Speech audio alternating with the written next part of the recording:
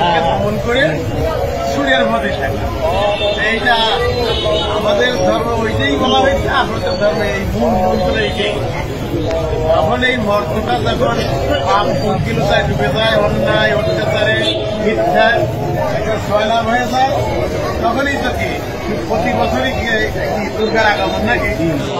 উদযাপন উপলক্ষে এখানে যে সমবেত হতে পেরেছি এই জন্য আল্লাহ তাআলা শুকরিয়া আদায় করছি।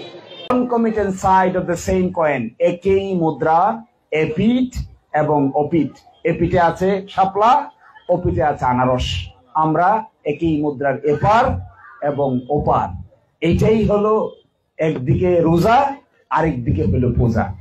এই রোজা এবং পূজা মিলে বাংলাদেশ, রোজা এবং পূজা মিলে ভাটি বাংলা।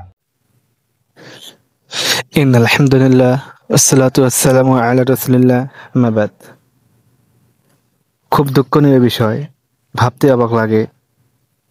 যারা মুসলিম এবং ইসলামী দল করে এবং ইসলাম প্রতিষ্ঠার চেষ্টা করে, তারাই নাকি আজ হিন্দুদের পূজায় গিয়ে সেখানে উপস্থিত হতে পেরে আল্লাহ শুকর আদায় করছে। অথচ যে জমিনে আল্লাহর হুকুমত, আল্লাহর বিরুদ্ধে তারা অন্য কাউকে উপাসনা বানিয়েছে, ইবাদতের হকদার বানিয়েছে, সেই পূজা মণ্ডপে গিয়ে কিভাবে আল্লাহ শুকর আদায় করতে পারে?